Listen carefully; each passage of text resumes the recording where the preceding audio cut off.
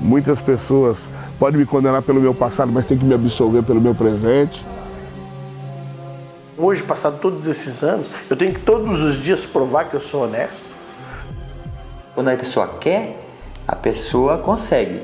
Então, eu me considero reabilitado.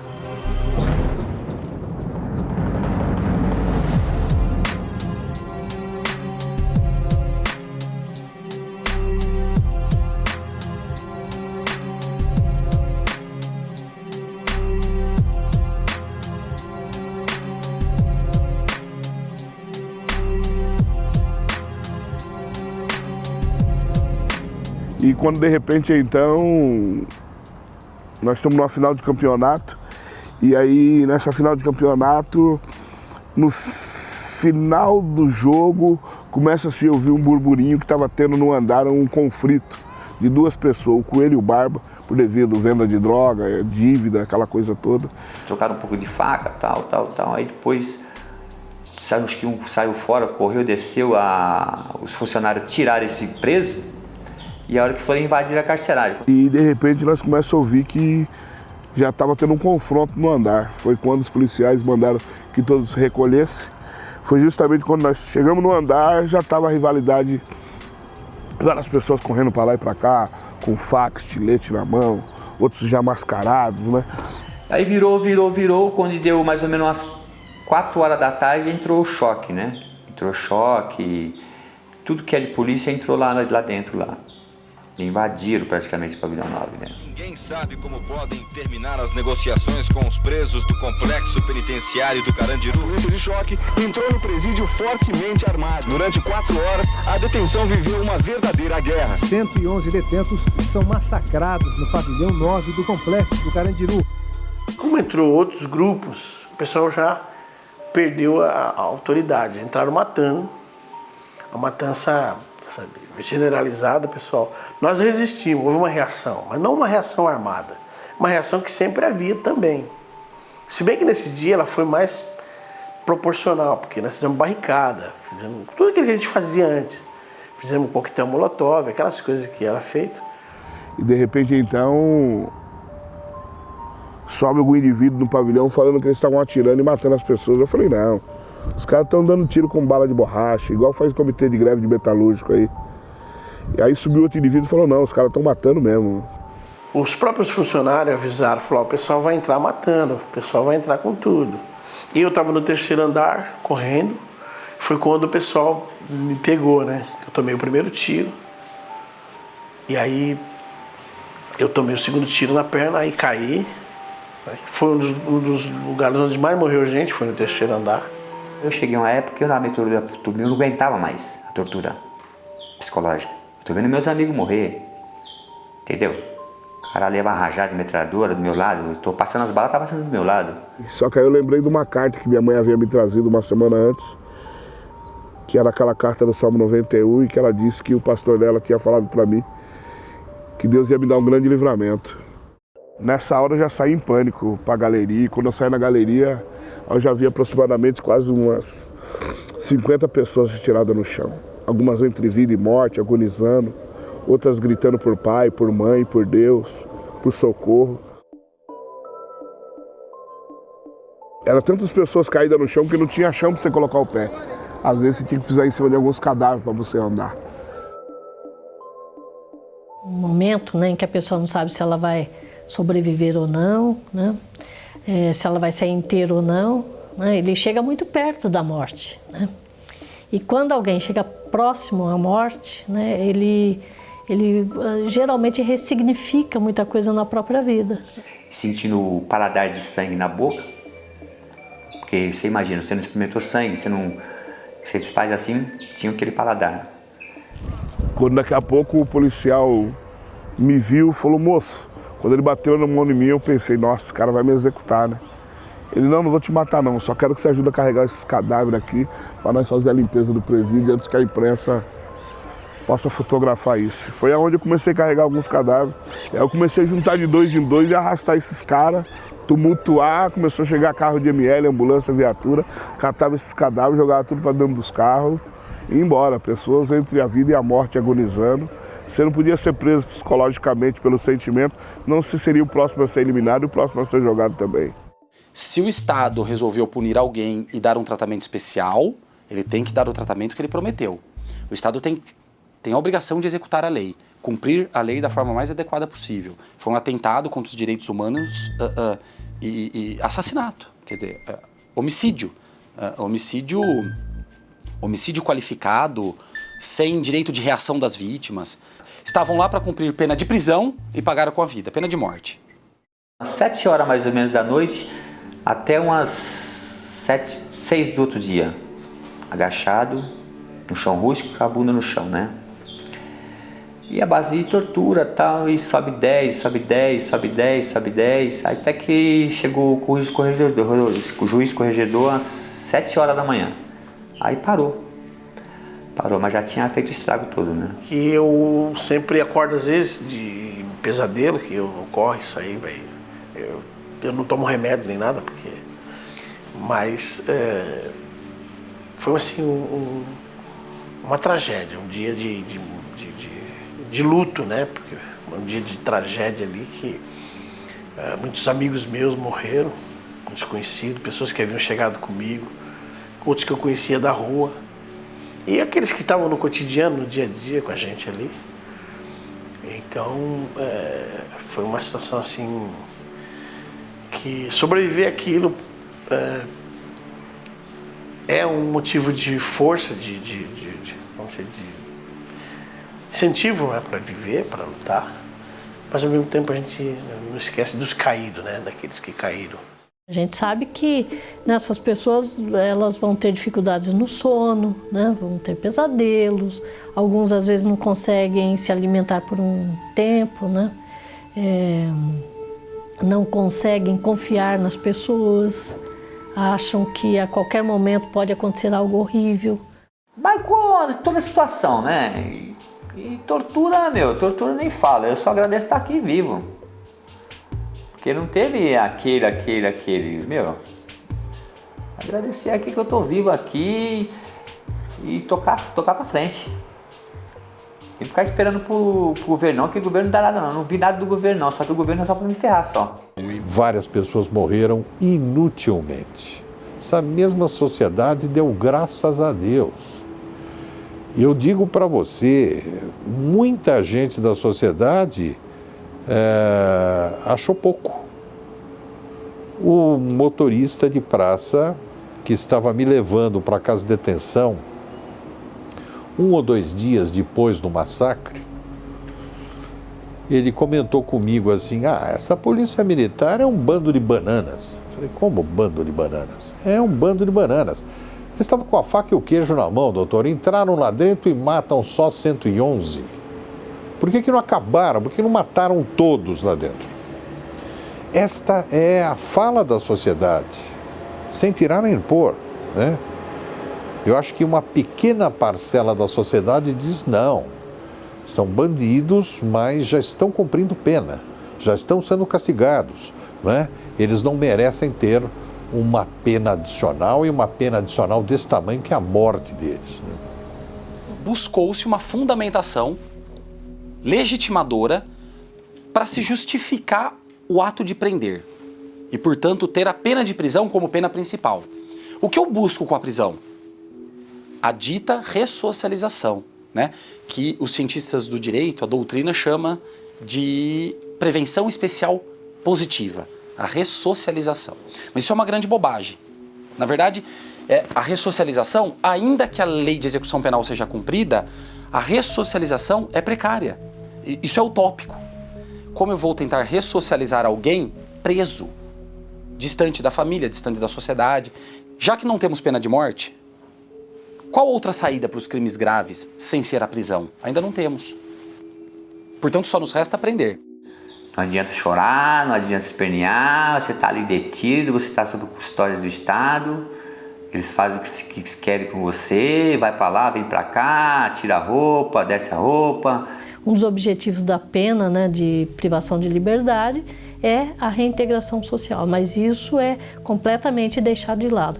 Então, eu diria que cerca de 93% dos presos reincidem, né? Então, o índice de reincidência é muito alto. E isso é a prova, né, da falência do sistema penal. O governo fala em redução, mas só reduz quando morre. Porque é uma política que, infelizmente, no Brasil não parou ainda. A política da reincidência, né? Da violência, da criminalidade. Pelo contrário, aumentou-se muito mais. O governo criou outras prisões, mas no mesmo sistema. A visão do governo não mudou, que era de ressocializar, de fazer alguma coisa para essas pessoas que foram presas, né? Não aconteceu nada. Elas continuam indo para depósitos ainda de seres humanos e saindo de lá mais revoltadas ainda, porque não existe nada que possa mudar ou transformar essa realidade. Mas se a pessoa conseguir sobreviver sem mostrar que ela é egressa do sistema carcerário, sabe, ela se ocultar na sua verdade, né, e conseguir ludibriar para alcançar alguns objetivos, ela consegue sobressair. Agora, se ela se expor, eu sou egressa e tal, aí as portas fechadas. O interesse surgiu pela necessidade, pela minha própria necessidade de reduzir as minhas penas. E eu comecei a buscar, a pesquisar e ler os códigos, leis, né? Comecei depois a fazer também as minhas petições, meus requerimentos. E começaram a dar certo. Porque eram coisas assim que só faltava pedir para os juízes, né, para os tribunais. Era um direito. Mas como não havia ninguém para pedir esses direitos, para requerer esses direitos, eles não eram dados. E quando eu comecei a requerer, a pedir, eles começavam a ser concedidos. Foi aí que houve meu interesse em prestar vestibular para direito. Mas como eu estava preso, os juízes não concederam a minha petição, né, de poder estudar fora. E aí eu comecei a estudar dentro da prisão mesmo. Pela Universidade de Brasília, pelo núcleo de Direito à Distância e com tutores, né? Eu tinha tutores. Depois de formado, eu prestei 2 concursos, 2 exames de ordem, né? E fui rejeitado. Acredito eu que pelo meu passado, tem muito a ver. Me disseram que era, como é que chamava? Ética. Eu fui reprovado em ética. Fui trabalhar vendendo toldo. Totalmente oposto do que eu fazia. Minha área de alimentação, não tinha nada a ver. Dali eu fui para... aí depois eu peguei uns amigos, abri uma fabriquinha de pirulito. Foi muito difícil o começo, muito difícil mesmo. Porque nesse sentido também você tem que correr tudo sozinho. O Estado não te dá apoio nenhum nesse sentido, né? Pequena empresa, ela paga um imposto tanto quanto o outro qualquer. Pode ser um valor menor, mas a burocracia é igual, é tanto igual. Aí nós lutamos, e como eu tinha minha casa lá na Penha, tinha espaço para fazer um galpão, nós fizemos, começamos a trabalhar, devagarzinho, devagarzinho, devagarzinho. Nós tocamos ainda 10 anos, conseguimos tocar durante 10 anos lá. Aí depois nós parou, 2004 que ele encerrou. E daí ele começou a ficar um pouquinho meio deprimido, poxa, meu negócio não deu certo e tal, né? E eu já tinha perdido todas as minhas expectativas na vida, né? Não acreditava na sociedade, não acreditava na justiça, não acreditava no poder judiciário, legislativo, executivo. Eu não acreditava nem em mim mesmo. Bom, o Sidney, eu conheci ele dentro do presídio, né? 25ª cadeia de São Paulo, onde ele estava ali. Eu estava preso, eles foram fazer uma visita pastoral dentro do presídio e nisso ela sentiu no coração de fazer uma oração para mim. E ela fez uma oração numa quinta-feira e quando foi numa sexta-feira eu ganhei minha liberdade. Geralmente quando a gente está lá falando da palavra de Deus para eles e no final sempre a gente canta um louvor. E naquele dia quando eu cantei o louvor, Quero que Valorize, né, ele foi tocado grandemente pelo Senhor mesmo. Que é ali que começou uma obra na vida dele, de mudança. Quero que valorize o que você tem. Você é um ser, você é alguém tão importante para Deus. Nada de ficar sofrendo angústia e dor. nesse seu complexo inferior, dizendo às vezes que não é ninguém. Eu venho falar do valor que você tem. Eu venho falar do valor que você tem. Apesar dela não entender e nem compreender o porquê das minhas lágrimas, mas eu compreendia. Porque as palavras da música faziam eu entender o que aquela música estava me provocando. É difícil expressar sem chorar, filha, porque eu sei o que eu passei.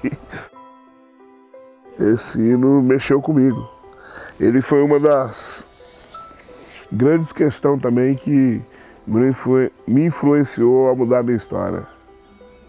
Como eu tinha uma autorização para sair só para estudar e tinha que retornar, então eu me inscrevi em todos os cursos que havia, palestra, podia ser sobre qualquer assunto, sobre formiga, eu estava lá.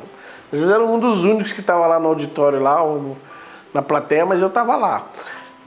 Porque eu tinha que comprovar lá no presídio, né, que eu estava fazendo alguma coisa. Eu estava participando de uma atividade extracurricular, né, e tal, aquela coisa toda, para levar para o diretor, lá para o pessoal que dirigiu o presídio, porque eu era um preso, né, e eram os carcereiros funcionários, eles tinham mais preconceito que os universitários até. Eles falavam que você pensa que você é quem? Você não é nada, meu. Você que você é preso. Não existe efetivamente uma política eficaz de amparo ao egresso. A lei de execução penal, ela manda, mas ela não pede, ela manda.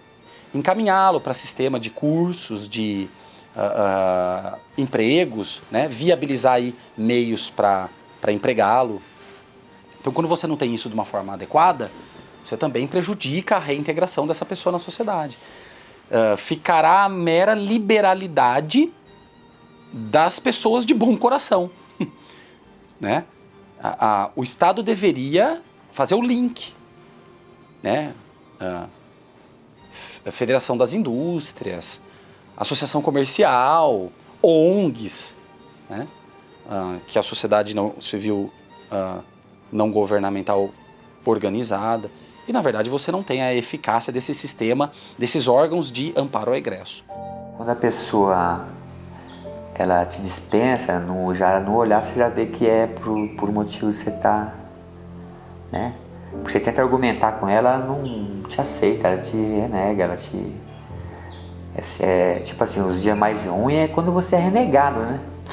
Você está buscando o melhor, né? Pô, aí eu falava, pô, não fiz mal para esse cara nenhum, né? Pelo menos ele conversasse um pouco melhor comigo, seria mais, né? Aí você vê que dá vontade de você chegar assim logo e dar um soco na cara do cara, porque seu sangue vai lá em cima. É tipo assim, é humilhação, né? Uma atrás da outra, né? Humilhação atrás da outra, né? Então é difícil, é bem difícil. Eu realmente mudei para um objetivo melhor. E o interessante de tudo isso foi que essas mulheres, a Natilde e a missionária Valéria, elas começaram a mudar alguns conceitos assim em relação a sentimentos, desejo, vontade, entendeu? E isso foi o que me proporcionou vida e o que eu faço hoje. Em admirar o que aquelas mulheres fizeram por mim. Aqueles momentos de crise ali da abstinência, essas mulheres vinham, se agarravam em mim e faziam oração. Foi difícil. E aí foi quando eu também comecei a pensar que eu poderia fazer aquilo um dia na minha vida em prol de outras vidas, né? E foi o que aconteceu. Passado quase 1 ano e meio para 2 anos, eles me concederam a oportunidade de alugar uma chácara e, através dessa chácara, montar a casa de recuperação masculina. Em menos de 6 meses eu já tinha 30 alunos. Hoje eu faço muito mais, talvez até do que o governo, que sem ajuda dele nenhuma eu tenho quase 138 alunos. Não dependo dele para minha sobrevivência, faço porque gosto, amo em fazer o que eu faço. Sabe, Deus me deu um amor muito grande pelo Sidney, é difícil de expressar, porque eu falei, Quero realmente ver esse homem transformado. Então eu empenhei um bandido, um cara que desconhecia o outro lado, tá entendendo? De repente encontra uma pessoa que valoriza ele, que olha para ele e fala: olha, cara, você vai vencer, levanta a cabeça, tá entendendo? Vamos junto, eu estou disposta a atravessar com você essa estrada. Então isso mudou, isso para ele foi um impacto, ele cedeu, ele se inclinou ao Deus Todo-Poderoso. Ninguém dá nenhuma alternativa, todo mundo tem medo, todo mundo foge, né? De ter perto de si alguém que já foi punido, né? Já foi punido, não deve mais nada, né? Mas as pessoas têm medo. Então, é o Estado ausente e a sociedade que está pouco se lixando, está pouco se incomodando para a situação difícil dessas pessoas que saem das prisões e não tem mais aonde ir. Acharam que eu estava derrotado. Quem achou estava errado. Eu voltei, tô aqui, se liga só, escuta aí. Ao contrário do que você queria, tô firmão, tô na correria.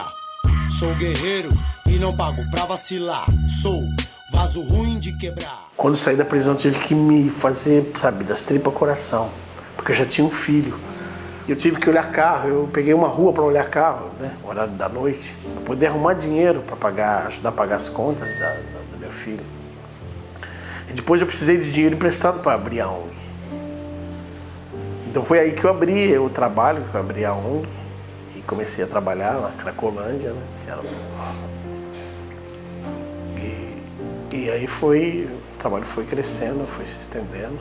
E ele ficou muito tempo meio deprimido. A gente procurava sempre ficar perto dele, né? Sempre estar conversando com ele, procurando outros assuntos para tocar com ele, para ele não ficar tão deprimido igual ele ficou. As portas estavam fechadas, era difícil de conseguir um emprego, porque é ex-presidiário, né? O último agora foi esse que ele saiu, que ele estava de motorista, que ele trabalhava no caminhão do lixo. E ele saiu e agora está parado. Consequências do desrespeito à dignidade humana. Foram vítimas do sistema. Foram vítimas. São vítimas do sistema. Então, são as pessoas que foram ignoradas enquanto detentoras de direitos de dignidade humana. Durante todos esses anos nós temos atendido as pessoas que vêm nos procurar para encaminhamentos, por exemplo, de pessoas com problema de droga. Elas querem ir para uma casa de recuperação, querem parar com as drogas. Só que as clínicas são caras. O que nos resta são as casas de recuperação evangélicas e católicas. Então a gente encaminha, a gente tem uma parceria com esse pessoal para que eles possam estar se recuperando dessa enfermidade, que é uma doença, né? Como o alcoolismo, como o uso os dependentes químicos, né? O uso de droga química. Então essa é uma das atividades. Os egressos, nós recebemos e encaminhamos eles para cursos profissionalizantes, retirada de documento, emprego. Nós temos um projeto Começar de Novo, em parceria com o Ministério da Justiça, que inclusive nós estamos agora com 40 egressos trabalhando na construção do Itaquerão, lá do Corinthians. Agora, é importante também a solidariedade da sociedade, né? Onde o Estado não vai, nós, sociedade, pelas ONGs, pelas nossas associações, e até mesmo por atitudes individuais mais difíceis, mais possíveis, nós temos que ir ao encontro dessas pessoas mais sofridas, senão nada vai dar certo. Por isso que é importante que haja pessoas, né, que tenham esse amor no coração, que lutem por um caso que a sociedade, muitas das vezes, a maioria acha irreversível, né? Eu posso falar isso para qualquer um. Isso não é real. Há reversão, sim, desde que encontre pessoas que estejam dispostas a cuidar dessas pessoas, porque é um desgaste. Independente, né, de qualquer coisa, é um ser humano. Né? E como todo ser humano tem que ser tratado, né, com respeito, né? Porque aquele que não é tratado com respeito, dificilmente ele vai respeitar alguém também, né? Eu, na verdade, é o seguinte, eu nem sinto orgulho desse país. A não ser pro futebol. Desculpa eu falar isso, mas é o que eu penso, minha querida. Desculpe. Se eu pudesse mudar de país, se tivesse condições, eu estava fora daqui. Porque eu tenho meus motivos. Entendeu? Eu tenho meus motivos fortes. Então, eu perdi a crença, sabe? Você perde a crença, você já vê que é isso mesmo.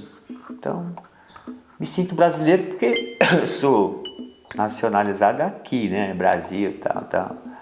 Mas eu perdi a crença no Brasil, sei lá, é assim, bom, pelo menos eu penso assim, tomara que mude minha cabeça, viu? Como eu quero que mude, viu? Entendeu? Quando eu tenho uma dificuldade, um problema ou outro, eu falo, pô, mas eu tô na segunda vida, eu tô na extra, né? Isso para mim é gratificante. Então, o fato de eu ter sobrevivido e ter tido uma oportunidade, eu estou usando essa oportunidade hoje para fazer, né, o bem para as pessoas que eu posso fazer. Todas essas qualidades que você viu em todas essas pessoas é tudo que você tem. Porque alguém só pode ver qualidade em alguém quando ela mesmo tem isso dentro dela. E é isso que hoje eu tento colocar no coração de algumas pessoas.